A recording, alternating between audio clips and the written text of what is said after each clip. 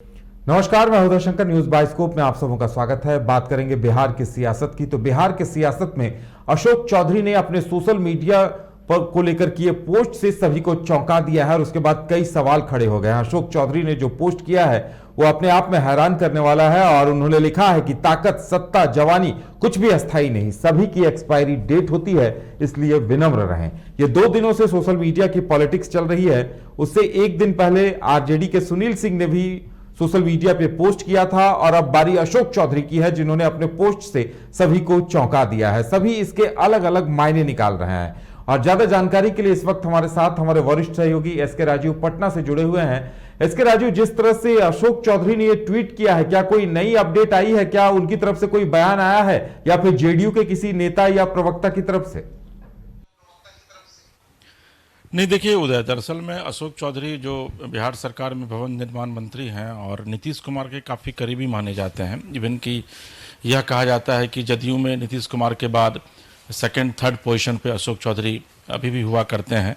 हालांकि अशोक चौधरी ने जो ट्वीट किया है वो लगभग आप देखेंगे कि 3 बजे, साढ़े 3 बजे के करीब वो ट्वीट किया है और 2 बजे के करीब महागठबंधन के विधायकों की बैठक जो है वो विधानसभा के एनेक्सी में हुई है, जिसमें की अध्यक्षता जो है वो नीतीश कुमार कर रहे थे। वहाँ पर तेजस्वी यादव भी मौजूद थे और तमाम जो उनके विधायक हैं, कांग्रेस, वामदल, जदयू और आरजेडी के विधायक वहाँ मौजूद थे। उस मीटिंग में जो है वो सुनील कुमार सिंह जो आरजेडी के एमएलसी हैं, उन पर नीतीश कुमार अच्छे खासे गर्म हो गए और उन्होंने यह कहा कि अमित शाह के साथ आप संपर्क में हैं। हालांकि सुनील चौधरी ने भी उनको पलटकर जवाब दिया और उसके बाद अजीत शर्मा जो भागलपुर के कांग्रेस के विधायक हैं, उनके ऊपर भी नीतीश कुमार की नाराजगी थी। महेश्वर हजारे जो जदयू के विधायक हैं, मंत्री भी हैं, अभी समाज कल्याण मंत्री हैं बिहार सरकार में, उनके ऊपर भी नाराजगी थी। लेकिन जो मुख्य नाराजगी थी, जो मेन नाराजगी थी, वो सुनील सिंह के ऊपर थी। हालांकि कहा यह जा रहा है कि सुनील सिंह ने भी नीतीश को नीतीश की ही भाषा में जवाब दिया और उसके ठीक बाद लगभग 2:30 बजे के करीब जो है वो मीटिंग समाप्त होती है और 3 बजे के करीब जो है वो एक ट्वीट आता है अशोक चौधरी का, जिसमें वो एक बूढ़े शेर की तस्वीर को डालते हैं और उसमें उन्होंने बड़ा तंज कसते हुए लिखा है कि सत्ता, जवानी, ये सब जो है वो एक साथ नहीं रहती है, पावर जो है वो एक समान नहीं रहती है, इसलिए विनम्र रहना चाहिए लोगों को। देखिए, चूंकि ये ट्वीट जो है वो नीतीश कुमार की उस बैठक के तुरंत बाद किया गया है, इसलिए इस बात के कयास लगाए जा रहे हैं कि संभवतः वह ट्वीट जो है वो नीतीश कुमार को ही लेकर किया गया है। चूंकि नीतीश कुमार की अब राजनीति में उम्र भी हो गई है, 17-18 साल से वो बिहार के मुख्यमंत्री हैं। ये कहा जाता है कि कुर्सी के बगैर वो रह नहीं सकते हैं। गुस्सा उनको बहुत ज़्यादा आ रहा है और आज भी वो काफ़ी गुस्से में थे, जबकि अशोक चौधरी उस बैठक में नहीं थे। तो सबसे महत्वपूर्ण बात है उदय कि अशोक चौधरी जमुई में एक कार्यकर्ता सम्मेलन को संबोधित कर रहे थे। वहाँ पर कुछ लोजपा गुट से टूट करके जो कार्यकर्ता हैं, जो नेता हैं, वो जदयू में शामिल हो रहे थे, तो उनको वहाँ शामिल करा रहे थे और उसी बीच वो ट्वीट करते हैं। यानी कि सीधे तौर पर अगर आप देखेंगे तो ये हमला जो है वो नीतीश कुमार के ऊपर है। अब देखिए, इसके 2 मायने निकाले जा रहे हैं। एक तो यह कहा जा रहा है कि अशोक चौधरी की से नीतीश कुमार की नाराजगी जो है वो महागठबंधन की बैठक से पहले जो है वो शुरू हुई थी, जो नाराजगी लगातार बढ़ती चली गई। लेकिन अगर आप कल की बात करेंगे, यानी कि बीते हुए कल की बात करेंगे, तो कल अशोक चौधरी दरभंगा में एक निजी कार्यक्रम में नीतीश कुमार के साथ पार्टिसिपेट कर रहे थे और आज इस तरीके की ट्वीट जो है वो कहीं ना कहीं कुछ ना कुछ सियासी संकेत दे रहा है। दूसरी जो महत्वपूर्ण बात है उदय, वह यह है कि ये भी कहा जा रहा है कि अशोक चौधरी के रिश्ते बीजेपी से बहुत अच्छे अब हो रहे हैं। तो हो सकता है कि अशोक चौधरी बीजेपी की तरफ जा सकते हैं। अभी जो खबर जो एक अपडेट आई है उसमें यह कहा जा रहा है कि बिहार में लालू प्रसाद यादव के साथ, चूंकि अशोक चौधरी के पिताजी के भी बड़े अच्छे रिश्ते थे, जो महावीर चौधरी जो कई टर्म मंत्री भी रहे हैं बिहार में कांग्रेस की सरकार में, तो उनके लालू प्रसाद यादव से बड़े अच्छे रिश्ते थे। जब बिहार में जदयू, यानी कि उस समय आरजेडी, उस समय जदयू जो कि अब की आरजेडी है और कांग्रेस की सरकार हुआ करती थी, उस समय विधिवत अशोक चौधरी कारा मंत्री हुआ करते थे इसी लालू यादव की मिनिस्ट्री में। तो कई तरह के कयास जो है वो लगाए जा रहे हैं। तो एक ये भी चर्चा का बाजार जो है कि ये भी अभी बाजार में कि ये भी चर्चा है कि कहीं ऐसा तो नहीं कि लालू प्रसाद यादव के साथ अशोक चौधरी जा सकते हैं।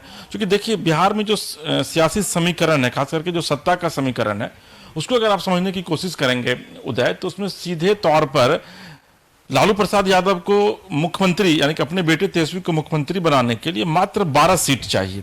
अब बीजेपी से तो विधायक टूट नहीं सकते हैं, कांग्रेस वामदल उनके साथ पहले से हैं। तो अगर जदयू में से अशोक चौधरी टूटते हैं या अशोक चौधरी जाते हैं तो हो सकता है कि वो लालू प्रसाद यादव के साथ अगर जाएंगे तो वो 12 विधायक को आराम से तोड़ कर ले जा सकते हैं, ये तय है। विधानसभा अध्यक्ष जो है वो अभी लालू प्रसाद यादव के आदमी है, अवध बिहारी चौधरी सिवान से विधायक हैं, जाति से भी वो यादव है। तो वो 12 जो विधायक टूट के अगर जाएंगे तो उनकी सदस्यता खतरे में पड़ जाएगी। तो ऐसी स्थिति में वो उनको अलग गुट की मान्यता विधानसभा में दे सकते हैं।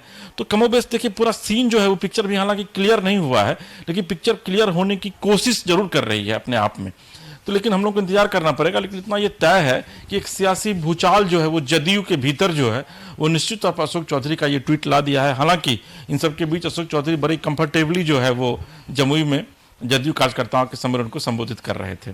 जी उदय, जो कुछ भी होगा उसके लिए इंतजार करना पड़ेगा। ये जो ट्वीट है, ये जो ट्वीट की सियासत पिछले 2 दिनों से बिहार में देखने को मिल रही है, तो तस्वीर स्पष्ट नहीं हो पा रही है। क्या ऐसा हो सकता है कि अशोक चौधरी लालू यादव पर निशाना साध रहे हो, क्योंकि तेजस्वी यादव के बहाने सत्ता में तो वो भी हैं अभी? नहीं देखिए उदय, लालू प्रसाद यादव पर इसलिए वो नहीं साध रहे निशाना क्योंकि लालू प्रसाद यादव अभी सत्ता में नहीं है, वो सरकार के एक पार्ट हैं। जो पावर है वो पूरी तरीके से नीतीश कुमार के हाथ में, और पावर इतना है नीतीश कुमार के हाथ में कि आप अंदाजा लगाइए कि चंद्रशेखर जो बहुत करीबी हैं लालू यादव के, मधेपुरा से विधायक हैं, उनके विभाग के सेक्रेटरी को बदल दिया जाता है, के पाठक जैसे अधिकारी को बैठा दिया जाता है जो चंद्रशेखर की चलने नहीं दे रहे हैं। पिछले 5 दिनों से चंद्रशेखर सचिवालय नहीं गए हैं। दूसरी जो महत्वपूर्ण बात है कि लालू यादव का इधर जो स्टेटमेंट आया है इसमें उन्होंने कोई उदंड भरी भाषा का इस्तेमाल नहीं किया है, या फिर कहीं यह बताने की कोशिश नहीं की है कि वो बहुत क्रोध में है, लिहाजा उनको विनम्र रहने की अपील की जाए। क्योंकि जो आज का जो ये परिप्रेक्ष्य है वो यही है कि नीतीश कुमार उस मीटिंग में काफी अग्रेसिव हो गए थे। जो कई मेरे विधायकों से बातचीत हुई है उन्होंने कहा कि नीतीश कुमार अपना आपा खो चुके थे, और सुनील सिंह भी उसी भाषा में जवाब दे रहे थे, और तेजस्वी यादव वहां मौजूद थे। अंतिम में तेजस्वी यादव ने बीच बचाव किया।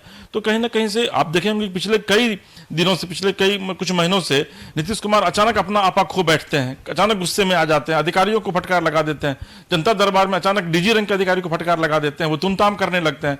अगर आप उनका पब्लिक स्पीच सुन रहे हैं तो वहां वो तुमताम करने लगते हैं।